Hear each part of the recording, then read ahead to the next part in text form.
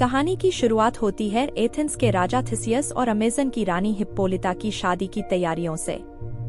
Athens के सारे लोग इस शाही शादी के बारे में उत्साहित हैं, क्योंकि यह उनके राजा की सबसे महत्वपूर्ण और ऐतिहासिक घटनाओं में से एक है।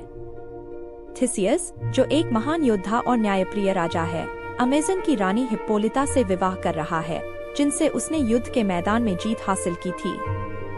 लेकिन अब वे प्रेम और सौहार्द के बंधन में बंध रहे हैं। इस बीच एक और कहानी सामने आती है, जो एथेंस के एक और महत्वपूर्ण व्यक्ति इजियस और उसकी बेटी हर्मिया के इर्द गिर्द घूमती है। इजियस चाहता है कि उसकी बेटी हर्मिया का विवाह डेमेट्रियस नामक एक युवा व्यक्ति से हो। डेमेट्रियस एक अच्छा व्यक्ति है और समाज में उसका एक ऊंचा स्थान है। लेकिन समस्या यह है कि हर्मिया डेमेट्रियस से प्रेम नहीं करती, वह लिसेंडर नामक एक और युवक से प्रेम करती है। लिसेंडर भी हर्मिया से गहराई से प्रेम करता है और वे दोनों एक साथ रहना चाहते हैं। लेकिन इजियस इसे स्वीकार नहीं करता। इजियस थिसियस के दरबार में जाता है और राजा से आग्रह करता है कि वह हर्मिया को आदेश दे कि वह डेमेट्रियस से विवाह करे। थिसियस, जो कानून और परंपराओं का पालन करने वाला राजा है, हर्मिया को बताता है कि उसे अपने पिता की इच्छा का पालन करना चाहिए। लेकिन हर्मिया, जो अपने प्रेम के प्रति निष्ठावान है, कहती है कि वह किसी भी कीमत पर लिसेंडर के अलावा किसी और से विवाह नहीं करेगी। थिसियस उसे दो विकल्प देता है, या तो वह डेमेट्रियस से विवाह करे या फिर एक नन बनकर जीवन बिताए। हर्मिया, जो इस स्थिति से बेहद परेशान है, लिसेंडर के साथ भागने का निर्णय करती है। वे दोनों एथेंस के बाहर जंगल में भागने का निर्णय लेते हैं, जहां वे स्वतंत्र होकर अपने प्रेम का पालन कर सकें। इस बीच हर्मिया की बचपन की मित्र हेलेना भी इस कहानी में जुड़ जाती है। हेलेना, जो डेमेट्रियस से प्रेम करती है, लेकिन डेमेट्रियस उसे प्रेम नहीं करता और वह हर्मिया से विवाह करना चाहता है।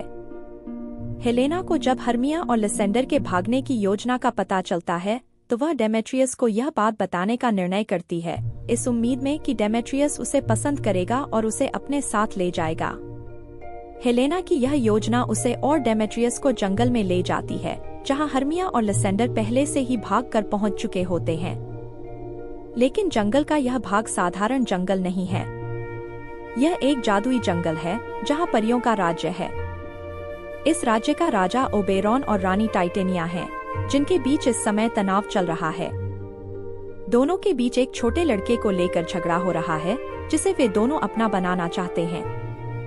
ओबेरॉन, जो एक चतुर और चालाक राजा है, अपने सेवक पुक को आदेश देता है कि वह एक जादुई फूल लाए, जिसका रस जिसे भी लगाया जाए, वह पहली नजर में जिसे देखता है उसी से प्रेम करने लगता है। ओबेरॉन इस जादू का उपयोग टाइटेनिया पर करना चाहता है ताकि वह उस लड़के को छोड़ दे। पुक, जो एक शरारती और चंचल सेवक है, उस फूल को लाकर ओबेरॉन को देता है।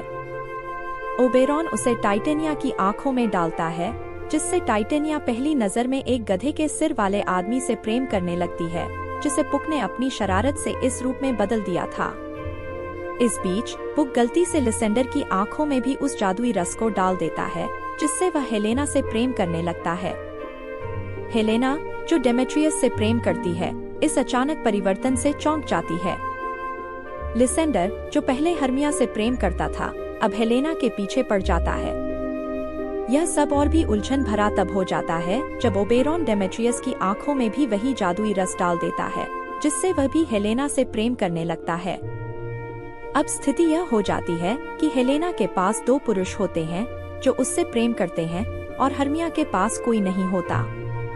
हर्मिया, जो पहले लिसेंडर के प्रेम को लेकर आश्वस्त थी, अब पूरी तरह से भ्रमित हो जाती है और उसे समझ में नहीं आता कि यह सब कैसे हुआ।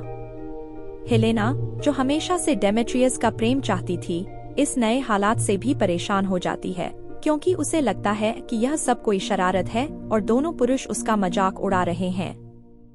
यह सब भ्रम, झगड़े और गलतफहमियों से भरा होता है, जिसमें चारों प्रेमियों के बीच तनातनी हो जाती है। पुक, जो इस पूरे घटनाक्रम का जिम्मेदार होता है, यह समझता है कि उसने गलती की है और स्थिति को ठीक करने का प्रयास करता है। आखिरकार पुक अपने जादू से सब कुछ ठीक कर देता है। लिसेंडर और हर्मिया फिर से एक दूसरे से प्रेम करने लगते हैं और डेमेट्रियस हेलेना से प्रेम करने लगता है।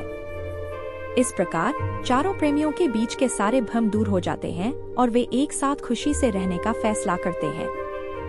इस बीच ओबेरॉन टाइटेनिया के साथ अपनी सुलह कर लेता है और दोनों अपने झगड़े को समाप्त कर देते हैं।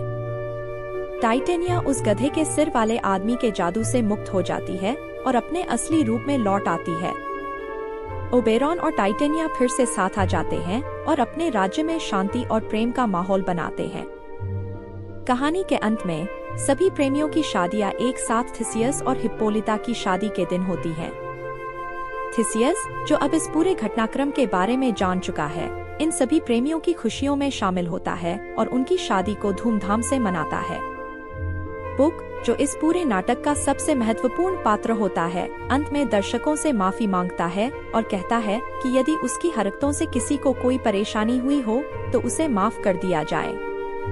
वह कहता है कि यह सब एक सपना था और अगर किसी को यह सच नहीं लगा हो तो उसे इसे एक मधुर सपने के रूप में ही याद रखना चाहिए। यह कहानी प्रेम, जादू और गलतफहमी की एक अद्भुत यात्रा है जो हमें यह सिखाती है कि जीवन में कभी कभी चीजें बहुत उलझन भरी हो सकती हैं, लेकिन अंत में सब कुछ ठीक हो जाता है। शेक्सपियर की यह कृति प्रेम, हास्य और कल्पना की अद्वितीय मिसाल है जो सदियों से पाठकों और दर्शकों का मनोरंजन करती आ रही है।